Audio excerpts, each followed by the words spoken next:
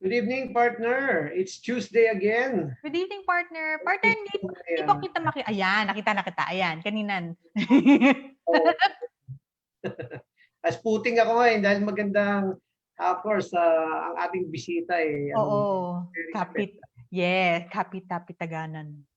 So, yes. Hindi tayo pwedeng magbati-batian ngayon, no? Mamaya-maya na ng konti. Pasensya na po sa ating mga regular viewers, no, sapagkat kailangan po nating diretso agad sa recap dahil nandito na po yung bisita natin sa Zoom natin, no. So, recap na tayo agad, partner. Ano bang Yes, partner. From last episode? From last episode ng Better Normal on digital innovations for customer safety. Yung first point natin was confidence in the Filipino capability to create world-class solutions. Sobrang nakaka-proud yung naging presentation last week, di ba, Coach? Yes, and you know what's inspiring about that is yung story from a customer standpoint, no, from being a customer, the irritation resulted to an innovation. So I'm ngayong gabi segue yan doon sa episode natin ngayong gabi because magkaugnay yung ating last episode and tonight's episode. Tama. Actually, yung second point din natin was yung last week was yung compliance and obedience. Okay naman siya, but if you want better, we challenge the norm. Which is another way na we're looking at the solution inspired by an irritation that you've mentioned into na priority na improve actual customer service. Yes. Calling it dati new normal, ngayon it's a better normal. And you know, the realization from last episode is that we can all help to make it a better normal.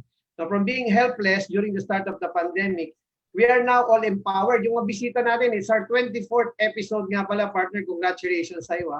From being a hesitant co-host ngayon, naka 24 episodes ka na. At napakaganda ng ating 24th episode guest. Ang super proud. So yeah, making a better normal. We are all empowered, and tonight's guest will also show that, no, as a leader of one of the more progressive LGUs in Metro Manila. Yes. And then the last and the final point from last week was yung ating humane technology where safety and security of a customer's physical and digital welfare is respected. So yung system natin was rooted in a deep knowledge of local needs, processes, and policies. Yon, very important yon. Yes, yung background ng, again, nabanggit ko yung mga Pilipino na tech people ang behind the technology of cloud box systems. And in fact, itetest na natin siya sa ilan sa ating mga tindahan for next week. So we're excited about that collaboration. So this week, without further ado, I'd like to introduce, nandito na po yung ating bisita. Nagpapasalamat po tayo at pinaunlakan niya ang ating short notice na invitation. No? Nakakwentuhan ko siya minsan and I was really inspired. No? Kumbaga, kung pwede lang magsulat sa notebook ng mga panahon na yun, I'm sure punong-puno yung notebook ko. No? So magandang gabi po sa ating bisita, former congressman, former congressman. At ngayon po ay 26th mayor ng ating mahal na lungsod ng Valenzuela, Mayor Rex Gatchalian. Magandang gabi po, Mayor. Hi Romel, hi Cheryl. Thank you for having me. Magandang gabi sa inyo at magandang gabi rin sa lahat ng nanonood ng inyong programa. Thank you for having me. It's a treat na parang medyo iba. It's a restaurant show that a mayor is being invited. But I guess it falls into what you were talking about a while ago, yung irritants, finding solutions to irritants. Tama po. Actually, Mayor, parang lang po to, karugtong lang ng kwentuhan natin sa City Hall dati with Mr. Mon Pascual. Gusto ko nga pasalamatan si Mon for facilitating yung pagbisita niyo po dito. Maraming salamat kay Mr. Raymond Pascual, isa sa mga resto negosyante po sa Valenzuela City po yan. So again, Mayor, maraming salamat po. Tonight, our topic is of course focused on your latest innovations as an LGU leader. And ako po, congratulations for being, kayo po ang ako. Proud Valenzuelan po ako. Ayun na po, napapagkwentuhan po namin ni Mr. Zian na although nakatira na ako sa ibang lugar ngayon dahil para lang po malapit sa trabaho at sa opisina, original na taga Valenzuela po ako at ninuno ko po si General T. De Leon. So, magkamag-anak pala kami ni Zian. Mga taga Barangay Gen T. De Leon, yes. So anyway, sa mga lumang kwentuhan namin ngayon, babalik po tayo sa current situation and hindi ko na po papatagalin pa. Ano po ba itong Valtrace, itong Valtrace, ano po ba yung Valtrace? Well, Valtrace is a shorthand for Valenzuela Contact Tracing App. Before I start, I think we sent you a video. I think mas maganda kung visually we can watch it first before we discuss it. Sige po.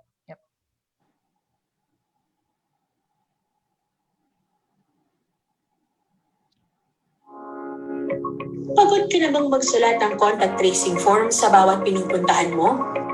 Natatakot ka bang mahawa dahil sa panulat na ginamit mo? Nangangamba ka ba para sa iyong data privacy? Higit sa lahat, may saysay nga ba ang mga pinagsusulat mo? Upang bawasan ang ating alalahanin sa tuwing magtutungo sa mga establishmento ngayong meron pa ring COVID-19 pandemic, ay ginawa natin mas madali ngunit mas maigting ang ating contact tracing sa Valenzuela City. Narito na ang Valenzuela Contact Tracing App o ang ValTrace. Sa pamamagitan ng ValTrace App, hindi na kailangan pang magsulat sa contact tracing form sa bawat pupuntahang establishmento.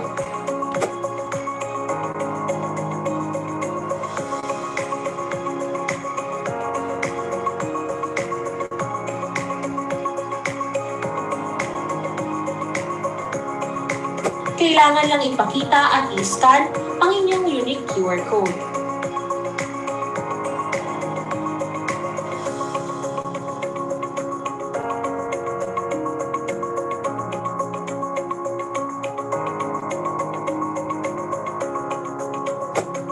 Ang record ng inyong mga napuntahan ay direktang maitatala sa database ng ating Mega Contact Tracing Center na magiging malaking tulong para sa mas masinsinang contact tracing. Paano ba gamitin ang ValTrace app? Step 1. Mag-log on lang sa valtrace.appcase.net.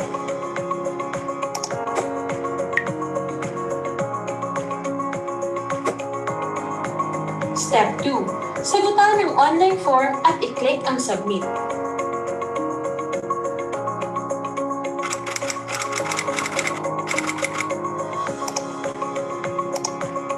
Step 3. I-generate ang inyong QR code at i-save sa mobile phone. Maaari rin itong i-print. Narito ang ilang paalalang dapat tandaan. Simula September 12, 2020, ay pwede nang i-download ang inyong QR code. Sa October 5, 2020 naman, ay sisimulan ng hingin at i-scan ang inyong QR code sa bawat enclosed indoor establishment sa Valenzuela City, tulad ng mga mall, restaurant, grocery store, bangko, simbahan, palengke at iba pa. No QR code, no entry. Kaya mag-download na upang hindi maabala. Ang serbisyong ito ay libre at pwedeng gamitin taga Valenzuela ka man o hindi. Bawat isang QR code ay para lang sa isang tao, kaya dapat ay may sariling code ang bawat individual na papasok ng establishment. Kailangan pa rin palaging dalhin ang quarantine pass sa tuwing lalabas ng tahanan. Ang QR code ay kakailanganin lamang tuwing papasok ng establishment.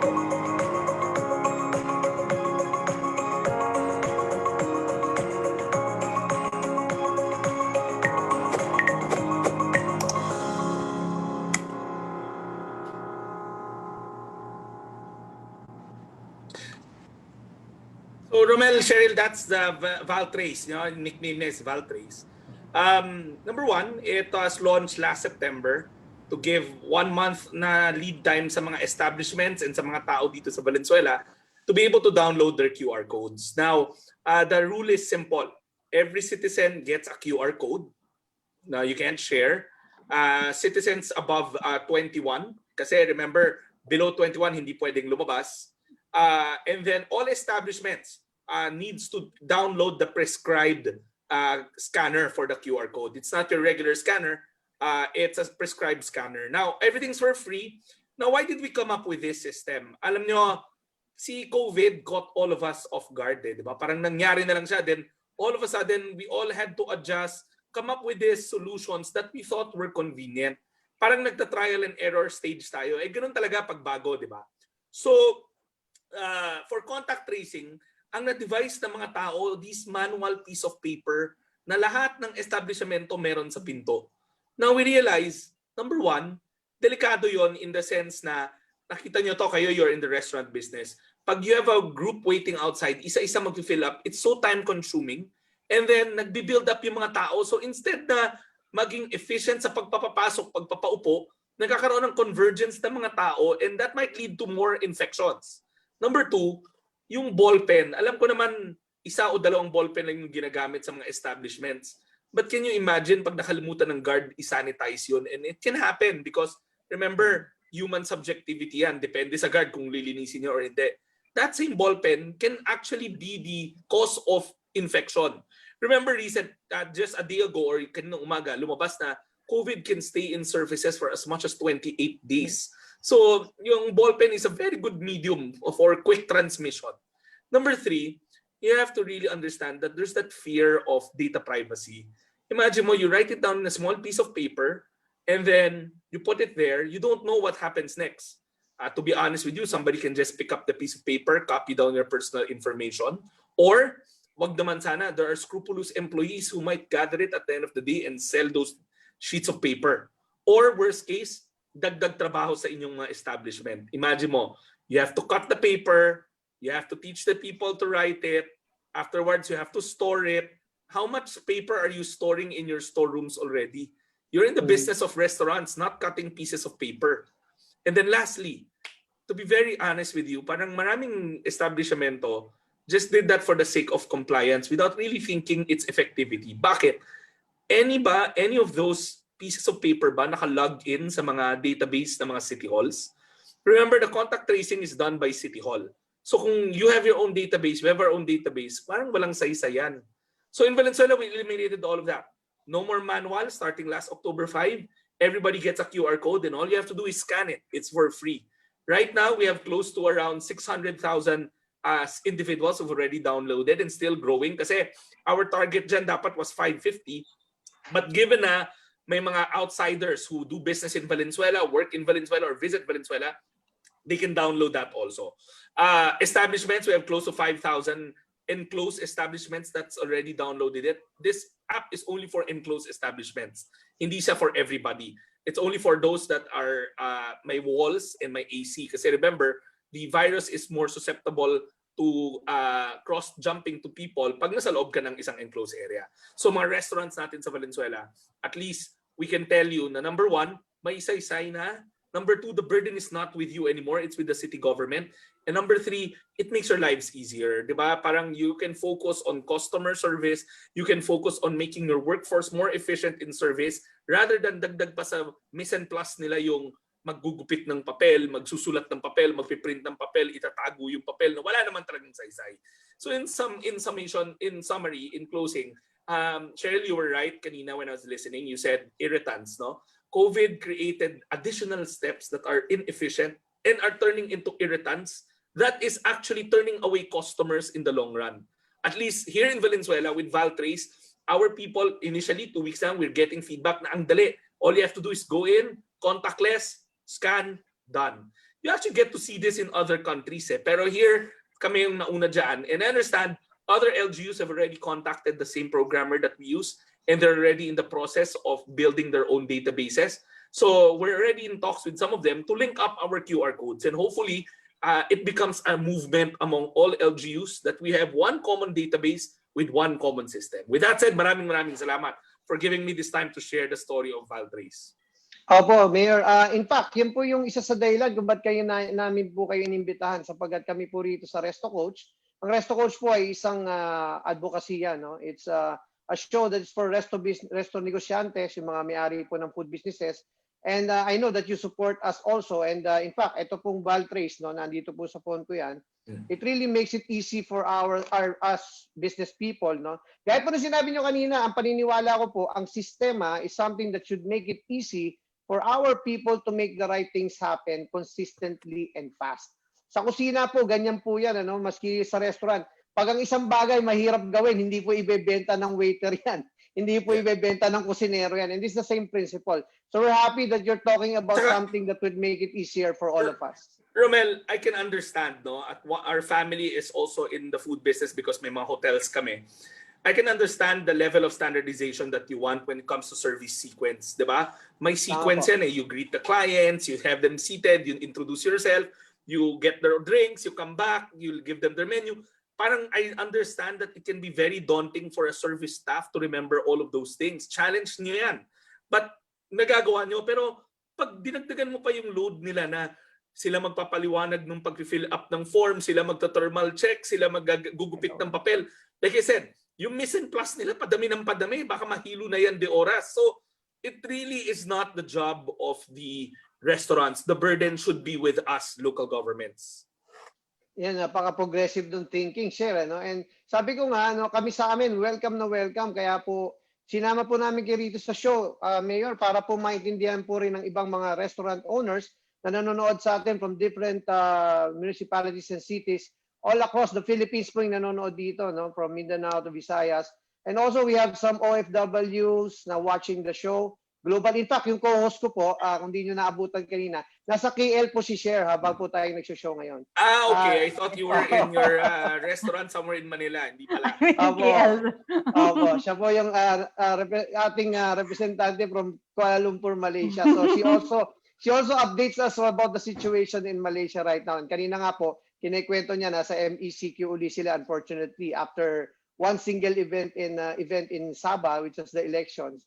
Nagkaroon po sila ulit ng parang wave. No? So because of the conduct of the election, lumipat yung nagka-infections. Ganun ba yun? Yes. Nagkaroon ng rise. Yeah, before I logged into this program, I was watching the news. I think the Philippine government is already in the process of easing the quarantine features sa Philippines and looking at economic side. Tama yon. We can't last like this forever. Pero it's our job, and I really believe the local government's job, to find the bridge. We have to find the right balance between economics, paghahanap buhay, at the same time yung negosyo, yung safety ng tao. And may gaps yan. Alam natin paano mo sila itutuloy, parang left and right hand yon. But technology actually bridges them together. And it's our job to find disruptors, di ba? To be able to bridge na hindi porket mahirap gawin na nakakaliwang kamay at kanang kamay yung dalawang interest, hindi mo sila pwedeng pag-isahin. So kami in Valenzuela, we've been known to use technology for disrupting governance, the way we do governance.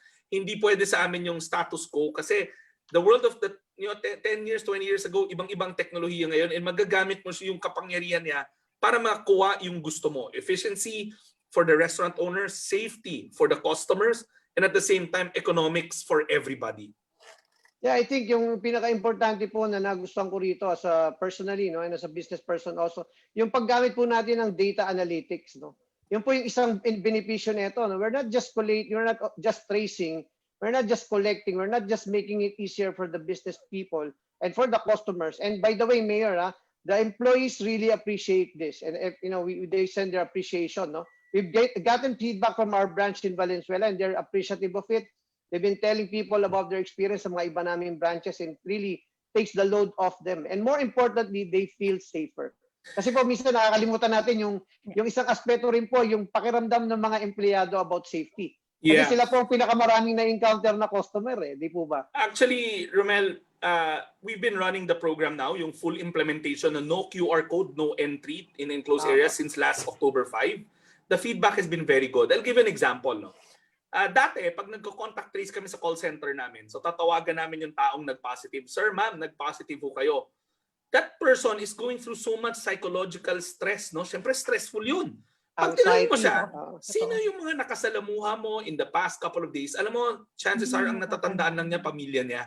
Nakalimutan niya na yung mamang waiter na nagkwentuhan sila. Nakalimutan niya na yung co-worker niya na kahero sa isang tindahan or restaurant. Tama. So recently, we've been using this. We're able to guide them. No, meron kaming kaso recently. Tumawag kami sa kanya. So we asked him, kaagad off the bat, pamilya. Yun lang daw. So what we did is, we prodded them. We printed out the trail and told them, sir, ma'am, nagpunta ho kayo sa isang showroom nung isang araw. Ay, oo! Nagpunta ako. Nakausap, hindi ako bumili ng kotse. Nag-change oil ako. So delikado yung dalawang mekaniko kasi ang tagal naming magkakasama.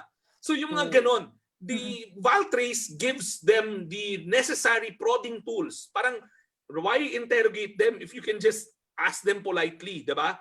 Tama po. So Valtrace is actually providing everybody that added sense of security na kung makalimutan mo man yung pinanggalingan mo, siguradong may makakatanda because government tayo. But before anything else, I just want to highlight, nakalimutan ko sabihin, Valenzuela is an LGU governed by the National Privacy Commission.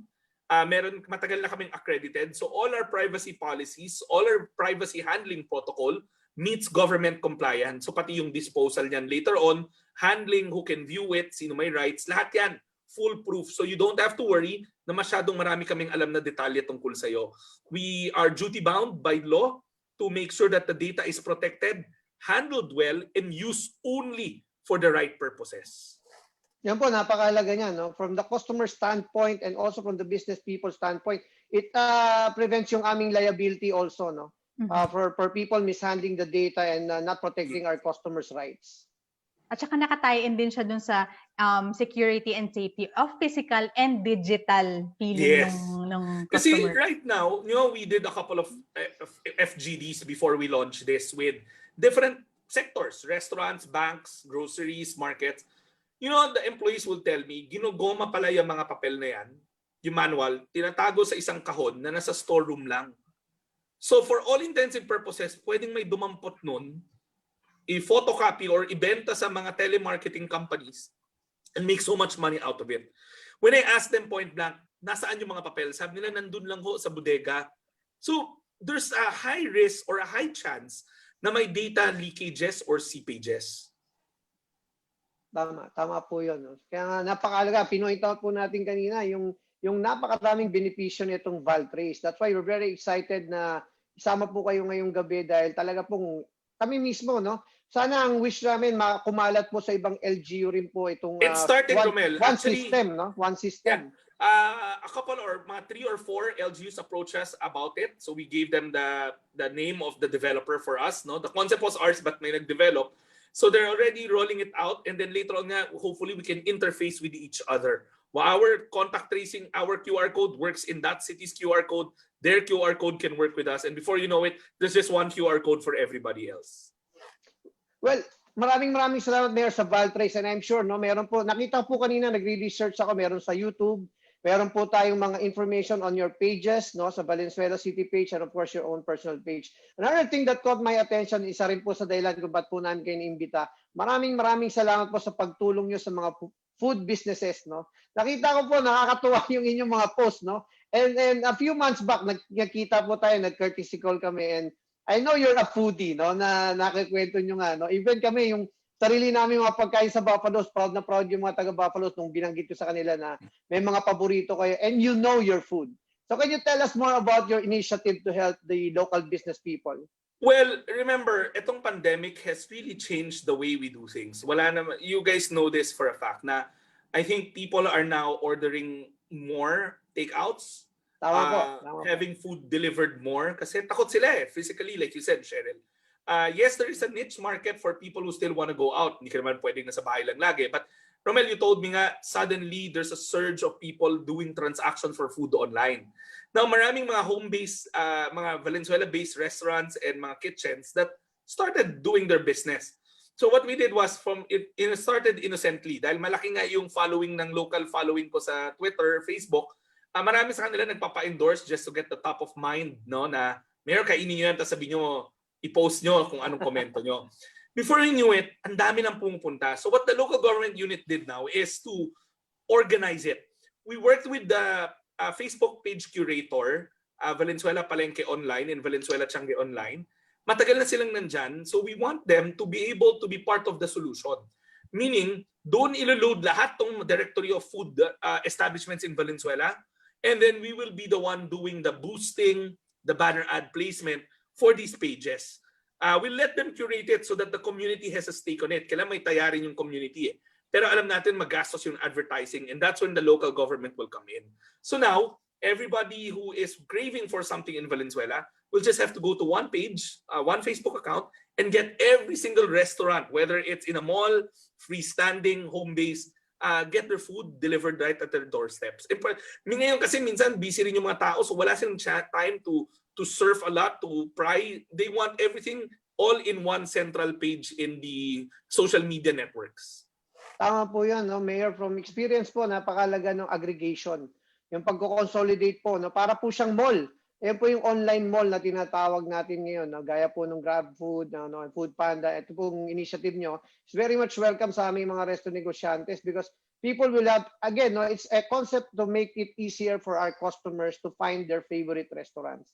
So, and malaking bagay po yung suporta nyo. Nakikita ko po yung buko pie, talaga pong ordering ko yun. No? Masarap yun, malapit lang sa inyo yun. Nasa Tama, tama, malapit lang po sa amin. No? So, Share, hindi ko i-dominate yung mga questions. May gusto ko i-comment kasi coming from a marketer standpoint, sobra akong nagbablush dun sa part na nai-inspire ako how progressive Valenzuela has been because of two things.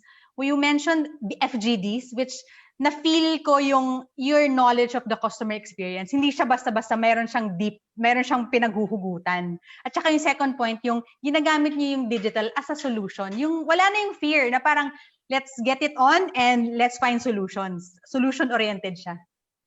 Cheryl, on top of that, we started using technology in City Hall. In fact, all our permits, wala pang pandemic, everything migrated digital na. You can get your business permit in Valenzuela in as fast as 10 seconds. I'm not kidding. We want our small businessmen, our food entrepreneurs, to be able to set up their business in as easy as 1, 2, 3. You go online, you don't fall in line. Now, in fact, FGD's technology, and I'll add one more, Cheryl. In City Hall, we actually do mystery shoppers. Alam ko, tool of the trade nyo rin yan. In order to improve the services in City Hall, we've been constantly deploying professional mystery shoppers from a firm. And in fact, we might use that again to further deepen the understanding of this new normal. Ito na yung normal I should stop calling it normal, new. This is the normal. Lahat tayo kumbaga nangangapa And tama ka, Cheryl, there are tools in our arsenal that can actually help us understand and find solutions at the same time. FGDs, mystery shoppers, these are tools to make you understand the experience. But the technology portion, which I believe is timeless and will keep on evolving, offers us a wealth of solutions to be able to bridge the new normal, actually the normal now, and the previous setup, diba? Parang ito na yung tulay natin moving into the new digital age. Tama-tama po yung sinabi niyo, Mayor, na kasama po natin sa show on a weekly basis po ay isang partner po namin sa show na to, yung Tanghere. Tanghere online survey, no? It's an app, no? Kasi po ayaw po namin mangyari dito sa aming show. Ayan po si Boss Martin Peñaflor, ang may-ari po at founder ng Tanghere, no? Meron po kami every 2 weeks, naglalabas po kami ng survey. Like ngayong week po, ang mga tinanong namin is about food delivery. Yung feelings po ng customers about food delivery. And Mayor, we will share with you, para po sa ating mga taga Valenzuela, yung pong result ng survey 2 weeks ago about dine-in behavior. Papadala ko na lang po sa kay Mr. Sian, ano? Yep. So ang ginagawa po namin, dahil nga po, sabi nyo kanina, no, mahalang marketing, mahalang survey, mahalang FGD, ito pong Tanghere ang nagiging daan para mag-share po kami ng valuable insights sa ating pong mga negosyantes, no, sa resto negosyantes, particularly, para po yung kanilang mga desisyon ngayong panahon ng pandemya po ay maging risk, mababaan po natin yung risk at mataasan po natin yung returns. Kasi po, tama po yung binanggit nyo kanina, no? Decision making without understanding or even innovation without understanding first is dangerous. Kailangan po maintindihan po muna natin yung datos Information plus experience is equal to insights that will make you, ma-empower you to make right decisions. Romel, if I can just add to what you said, no? Opo. And more so the burden with us policymakers in government, dahil hindi naman namin pera itong ginagasta namin.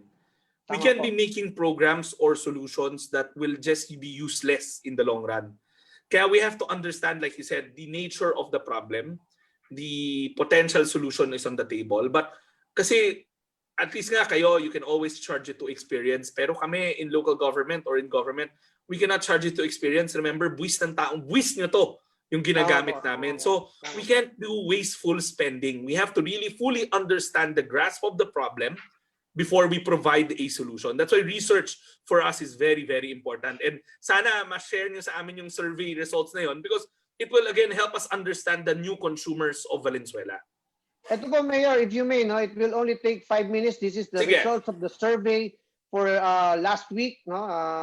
Andito po si Boss Martin to explain yung study natin. Sige, Boss Martin, take it away. Thank you for the introduction, Sir Romel. Magandang gabi, your Mayor Rex. Mayor Rex, good evening po. It's great meeting you here, sir. So yung survey na ginawa namin, Sir Romel, actually ginawa namin to kahapon, October 12. Sariwang-sariwa. Mainit-init pa siya. So nag-run yung survey from 4 p.m. kahapon hanggang 12 midnight. So we were able to gather 5,800 respondents coming from our Tangere community. So nanonood po sila ngayon. So shout out po sa kanilang lahat. Sa mga Valenzuela respondents namin, meron po kami 3,200 respondents diyan, Mayor Rex. So madami po din sumasagot ng survey namin from Valenzuela. So if we can go to the next page, Cheryl. So ito, we launched 3 questions dun sa application namin yesterday, Sir Romel. So yung unang tanong namin, salamat nga po pala sa mga nag-vote na respondents namin. Yung unang tanong is, kailan ka huling nagpa-deliver ng pagkain? So yung lumalabas dito, merong opportunity pa din kaming nakita. Merong 3 out of 10 respondents na hindi pa nagpapa-deliver ng pagkain in the past 6 months, simula na magkaroon tayo ng pandemic. Tapos dito yung mga nagde-deliver, yung last week lang, at least once a week magpa-deliver, 1 out of 5 respondents yung sumagot na nagpapa-deliver sila. Yung later on sa next questions, makikita natin ano ba yung reasons, particularly nitong 3 out of 10 respondents na to, kung bakit hindi sila nagpa-deliver ng pagkain ngayong pandemic. Yan. So, in terms of experience naman, sa lahat ng mga nagpa-deliver, yung 7 out of 10 respondents na nagpa-deliver, okay naman yung nag-experience nila. Generally, positive naman siya. Almost 7 out of 10 respondents, positive yung experience nila. So siguro may outlier lang dito sa 3 out of 10 sa 3% ng respondents na pangit yung experience nila for food deliveries. Maybe if we do a deep dive, gaya po sinasabi ni Mayor Rex kanina, we can do qualitative studies or dagdagan natin ng mga open-ended questions to sa application natin para malaman natin ano ba yung mga naging experience nyo. Maybe it's a good question that we can raise, follow-up survey, Sir Romel, that we can raise for next week. Bakit positive or bakit naging negative yung experience nyo for food deliveries? Yes, oo. Maybe we can combine with dine-in also for next week para ma-check natin. So we're more than welcome to place those questions. Yung pala yung sumagot ng survey nito, yung 5,800, salamat nga uli sa kanila ngayon. Nationwide po yan, so representative naman po siya ng buong Pilipinas in terms of all age groups, all socioeconomic status. Saka ang tina-target palagi namin, Sir Romel, dito, 20% ng respondents will be from NCR, 20% South Luzon and Bicol region, 20% for Northern and Central Luzon, 20% each sa Visayas, Mindanao. So hinahati talaga namin sila. Ito, 6 hours lang namin ginawa to kahapon. Ito naman yung, hindi ko napalitan to. Yung question 3, hinati ko yung report sa dalawa. Ano ba yung naghihikayat sa'yo upang magpa-deliver ng pagkain? So lumalabas dito sa respondents natin, Sir Romel, 3,600 respondents, almost 7 to 8 out of 10 respondents nagsabi, malinis at sumusunod sa tamang protocol. Yung price, yun yung next maghihikayat pa na magpa-deliver. Gaya ng mga bayanihan studies na na-present po ni Eric last time, yun po yung ginagawa namin to help different industries. Ito din yung sinasabi nila eh. Parang consistent din lumalabas dito sa Romel. May mga hindi pa din nagpapadeliver because 7 out of 10 naniniwala na pwede ka pa din makakuha ng COVID sa food deliveries. So I guess consistent pa din yung lumalabas dun sa survey na ginawa namin kahapon. Tama. And then if we go to the last slide, ito yung third question, ano yung bagay na maghihikayat sa'yo na magpa-deliver? Ito naman yung sagot ng 3 out of 10 respondents na hindi pa nagpapa-deliver in the past 6 months. Consistent din po na malinis at sumusunod sa tamang protocol. Yung price second. Pero nabago dito yung fourth and fifth.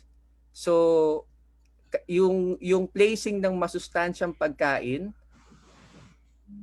sa mga nagpa-deliver na, number 5 lang siya. Tumaas yung rating nito for the 3 out of 10 respondents na hindi pa nagpapa-deliver ng pagkain in the past 6 months. So lumalabas katulad din ng Nutrition Month study namin, yung masustansyang pagkain pa din talaga yung hanap nila. Thank you very much, ito Boss yung study, Martin. Romel. Thank you very much, Boss Martin. As always, no. Again, no, every 2 weeks po meron tayong ganitong survey para po yung ating pag-uusap dito sa Coach and Share ay dadali natin sa mas mataas na antas ng diskurso, no, na pinagbabasihan po natin na hindi po yung opinion lang namin at ng mga bisita natin, kundi sa halip yung mga datos, no, at survey. Ito po, again, no, Boss Martin, invite them to join your Tangere community para po tayo maging involved at makatulong tayo sa mga surveys na kagaya nito. Okay, go ahead, boss. Salamat sa plug, Sir Romel. Sali na po kayo sa Tangere community namin. It's our platform para ma-express natin yung mga opinions natin sa key issues, current events sa Pilipinas. Tapos may mga ginagawa din tayo mga bayanihan studies na kumbaga it's our way to help for helping out different industries. Gaya po nitong food survey na ginawa namin. Salamat po sa lahat ng mga sumagot dito. So sagot lang po kayo every week po, may katumbas din naman po yung oras nyo. So we have prizes, then you can redeem your points sa app namin. We have ongoing surveys ngayon dun sa trust and performance rating. Mahalaga po ito ng different government institutions ngayon. So sinama na din po dito yung Department of Health, DSWD, sinama din po namin yung Department of Education. So yan, ongoing po yung survey ngayon sa application namin. So good luck sa mga namin na nanonood. Salamat Sir Romel, salamat Sir Rex. Thank you po. Thank you po. So yun po, Mayor, na yan po isa sa mga programa po namin dito sa Coach and Share, ang weekly survey po.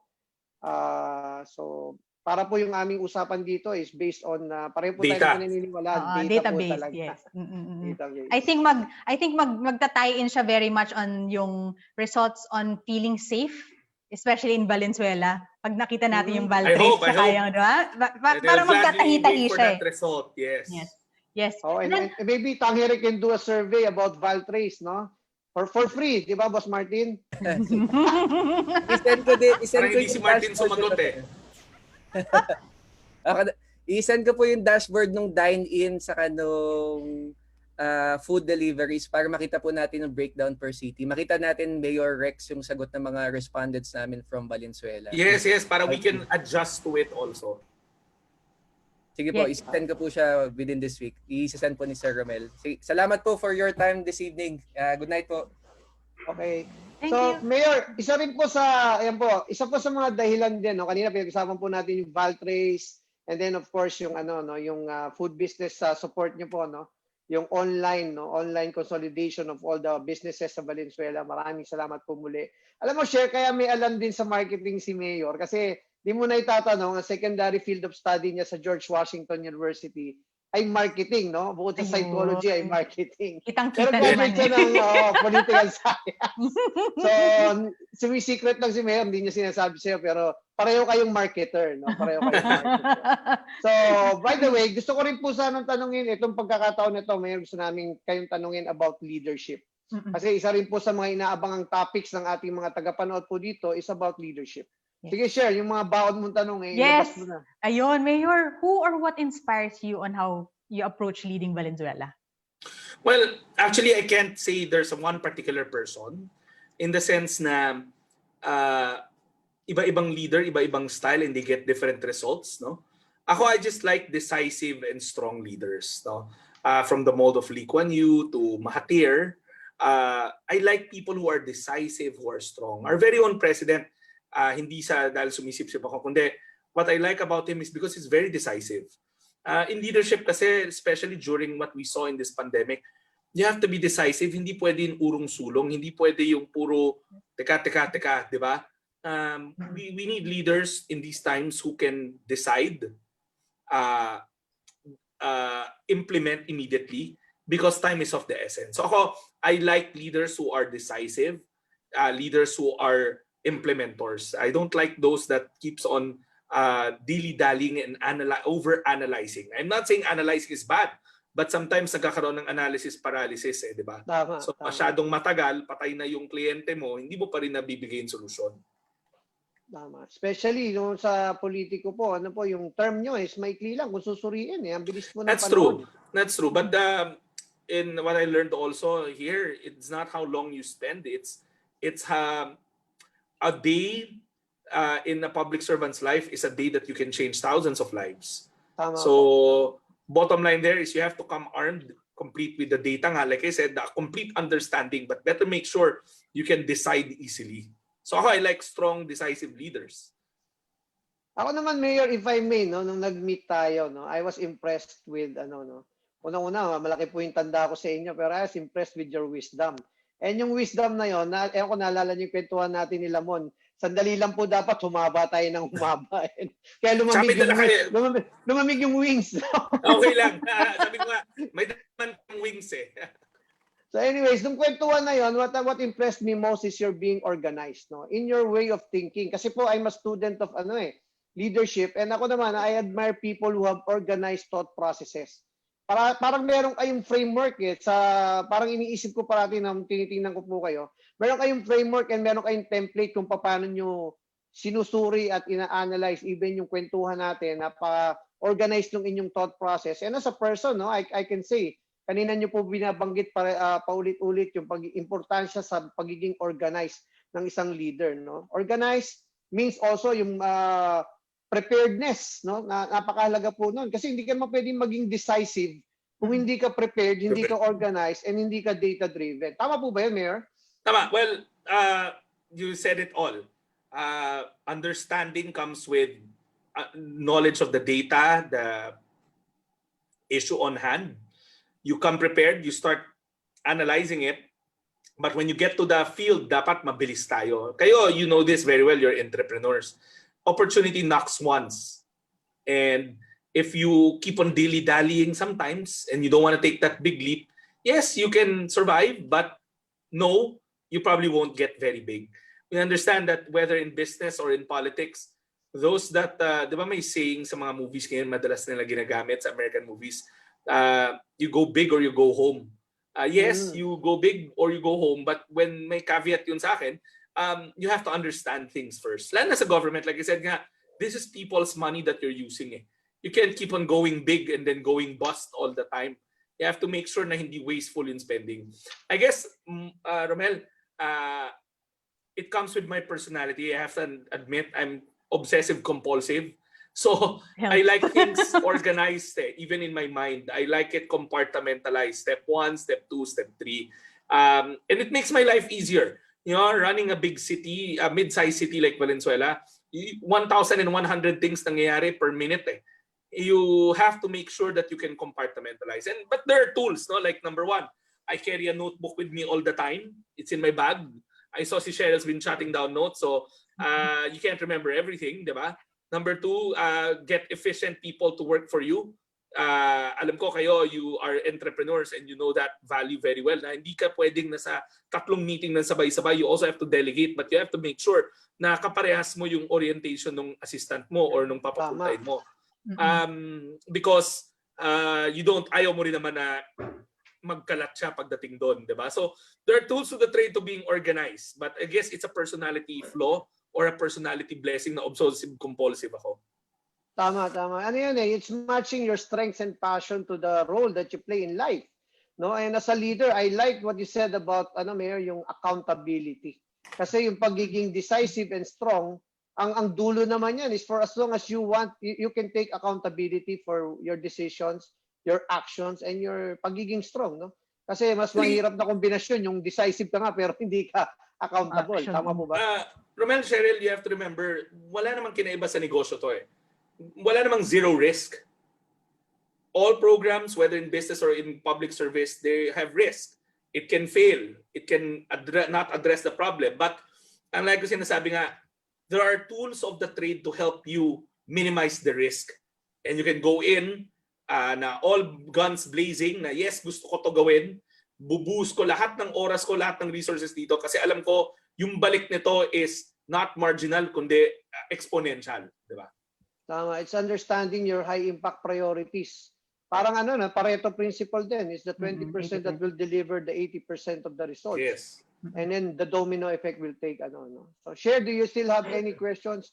Medyo alam natin busy tong ating bisita at kailangan natin. I think na-sum up niya lahat. I think it's very, very important kasi he really showed apart from leadership is yung entrepreneurial mind where I like how he said it when he heard like insights na i-adjust. So, parang aminado po kayo sa, sige, let's implement. But there's no such thing as a perfect implementation eh. You do listen to insight and then you're willing to adjust. I think that's one of the most important things about leadership as well. That's true. Consultation, ito, ending ko siguro. Walang may monopolyo sa tamang sagot. Tama po. Nobody has a clear monopoly to the right answers. So, Mayor, without alam namin busy po kayo at the more time that we hold you here, na lang po, panghuling mensahe. Hindi po para sa amin, kundi para po sa ating mga nanonood. No? Again, it's all over the world.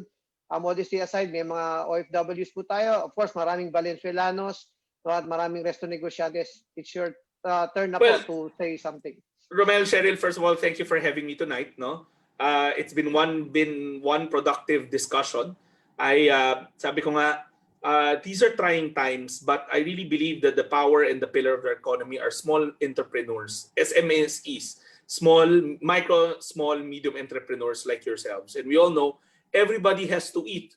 Everybody will consume something in their nutrition at one point in time. So the food business offers a lot of horizon for the growth of this country. Kaya natutuwa ako na may ganito mga programa who coaches potential food entrepreneurs to become successful like yourself. So maraming salamat.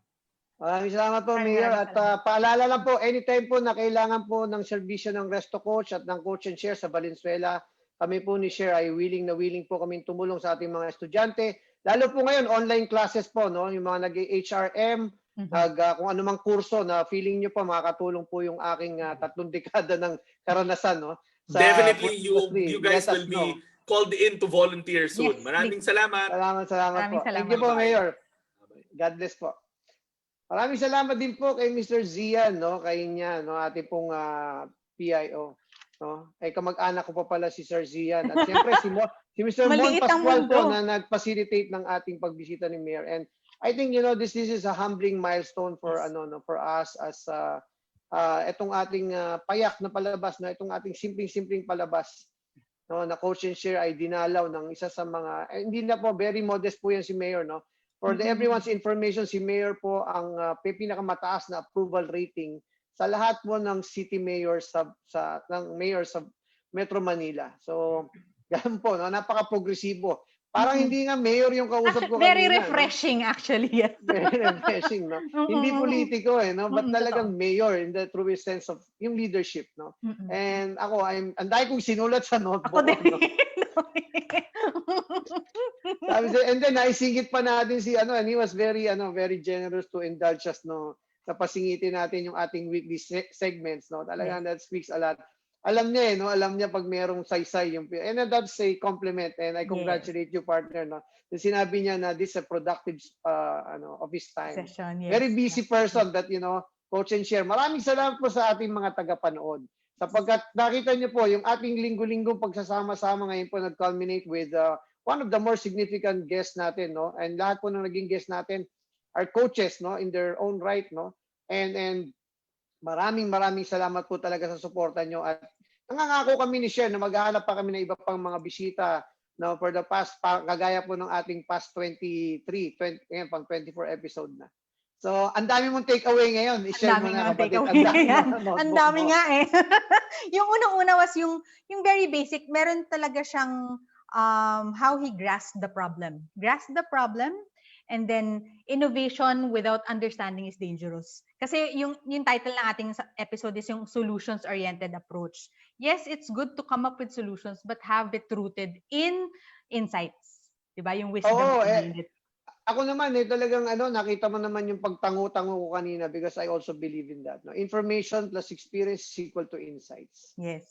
I also particularly like on how, minsan kasi, we are blessed with a lot of information around, pero yung understanding talaga nung community, doon naging obvious kung bakit nagawa yung tamang solusyon in the right time eh. Kaya siya naging important.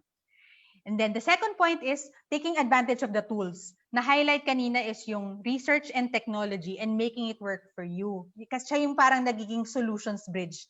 Take note, it's a solutions bridge. Hindi solusyon ang digital. It's a tool. So yun yung Tama. naging enabler ng LGU in terms of getting to the solution. So pag tinanong na what's the solution, hindi yung technology, hindi yun. Tool lang siya. Tama, ang galing. Mm-hmm. Tapos yung sa third part is, yung gusto ko yung last part yung sinabi niya, yung no clear monopoly of the right answers. Kumbaga, be a part of the solution. Hindi tayo nakaasa na iisang tao na, okay, ikaw, you have to think for me. We have to be a part of the solution to contribute, to help, and to support. Alam mo, hindi ko i-prem kasi next time pa ako magko-comment sa recap mo. I just want to give way to the greetings. No? Ang daming napaproud po kay Mayor yung mga Valenzuelano, hindi po taga Valenzuela. They're so proud of Mayor Rex. And no, more power, Mayor Rex. No? Good luck po sa inyo. God bless, Mayor Rex. No? Ang dami po bumabate. No, of course, yung ating mga katanghire, parating sumusuporta kay Boss Martin. Miss Maricar Monte Enriquez sa Valenzuela, no, maraming salamat sa suporta at pag-aanyaya ng mga tagapanood ngayong gabi. Alia Ros Ramos, Jordan Bernardo, taga Valenzuela rin yan, Mad Cafe. Dina Guillermo Coraza, no, Maria Bernadette Rile Navarro na Starlock po yan, no, from the Best Center, mga taga-basketball yan, no, Best Center. Of course, yung best friend Jazz Distrito, nandito po, no. John Eldrick Nang from Valenzuela, Jomar De Leon, Mr. Larry Velasco, maraming salamat po. Arjim Jimenez from Notre Dame of Greater Manila, Pastor Alin Nang, Silverio Rosero, si JR, no, kapatid ko rin yan, no, kapatid ko yan, JR Rosero of Mad Cafe also, Joselito Cartador, of course, maraming salamat po sa panonood. Napakadami pong nanood ngayon. At sana po ang wish lang po natin, no, manood pa rin po kayo next week. Nakita nyo naman po ang aming paghanda ng mga information, insights, and yung mga guests natin, no? Surprise kung sino yung guest natin. And of course, yung survey results. So for this week's Resto Quote, no, medyo na-akma, no? Medyo parang na-bullseye ko yung alignment dito. No? So, ang sabi dito sa ating Resto Quote for the week, no? Yan, no? If your heart is in the right place, yan, and your head has the right mindset, your hands will do the right things. Partner, ikaw na magkomento kung yung bisita natin ngayong gabi, sumalamin itong ating Resto Quote. Sobra. Kasi lalo na yung very clear yung thinking, very clear yung vision. And nandun din yung no matter how some people think that's yung willingness to serve, napakita niya ng sobrang clear. But with his right mindset, he was able to implement the right things. Kasi yes. Tama. Go ahead, partner. Yes. So in terms of gap, na-identify niya lahat ng gaps at saka nabibridge in niya. So yung heart, yung head, your hands niya, nag-align lahat pa rin. Align din, no? Yeah. Sabi ko nga kanina, pumasok sa isip ko yung congruence instead of compliance. Kaya siya sinusunod ng tao, kaya influential siya hanggang sa pagiging foodie nga niya, napaka-influential niya. Sabi nung anak ko, yung daw buko pa, hindi mo na ma-order halos ngayon dahil 2 weeks ng waiting, no? Yung pinromote ni Mayor, no? So, Niyam, no? Sabi ni Yam sa akin kanina, no? So, anyways, so ito, sinasabi ko nga, the heart, the head, the hands are aligned. No? And si Mayor Rex kanina, nakita natin. Kaya siya decisive at kaya siya strong, no? Is because nasa tamang lugar yung kanyang puso. Nasa tamang mindset or framework yung kanyang isip at yung kamay niya ginagawa yung tamang bagay. Di ba? Madalas kong sinasabi nga, sinishare sa mga tao, kahit sino makausap ko, it's not about kung pwede o hindi. No? Ang pinag-uusapan dito kung tama o mali. And I think Mayor has the right, Mayor Rex has the right, has the right understanding kung ano yung tama, number one. And number two is very accountable. No? So hindi takot magdesisyon kasi mananagot siya. Alam niya yung pananagutan niya. Binanggit niya ilang beses, no, yung pananagutan niya sa taong bayan na yung perang ginagastos niya ay pera ng taong bayan, kaya hindi pwedeng magpadalos-dalos sa mga desisyon, no? And I hope na ipakalat po natin ito, yung mga, lalo po yung mga, no, not just for the supporters of Mayor Rex, but also for people who believe that the right kind of leadership should be promoted. Paki-share po sa ating, sa ating mga kaibigan itong episode natin tonight. Ipo-post natin yung live, of course. Mayroon po yung replay. Paki-share na lang po. Para po marami pa pong makinabang ng mga sinabi ni Mayor Rex at sa mga sobrang inspiring talaga. Sobrang inspiring, no? And sinasabi ko nga, no, for as long as you're yung puso mo at yung isip mo ay nasa tamang lugar, hindi ka matatakot maging decisive at maging strong. Imagine mo yung kombinasyon na your heart is in the wrong place pero decisive ka at saka stroke. Delikado. Nakakatakot yung mga kombinasyon na yun, no? So, let's take the opportunity of the remaining minutes to read yung ating mga comments dito, no? Ang dami-dami pong nanood. Umabot po tayo ng 680 viewers. Meron pa, I love you, Mayor, no? Siguro mahal ka rin po ni Mayor. Miss Elaine Tagaro, maraming salamat po, no?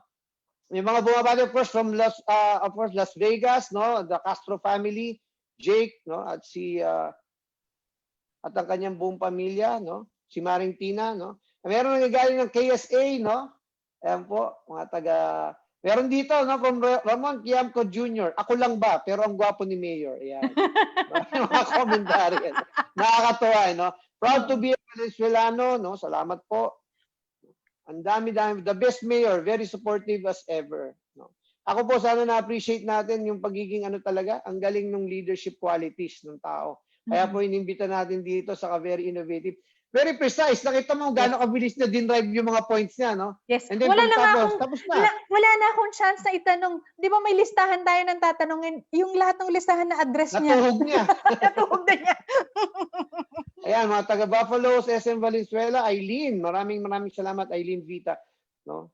Ang dami po. At sana po ang wish po namin, ang prayer po namin ni share at next week po, nandito rin kayo at paki-share po sa ibang tao itong ating natutunan ngayong gabi.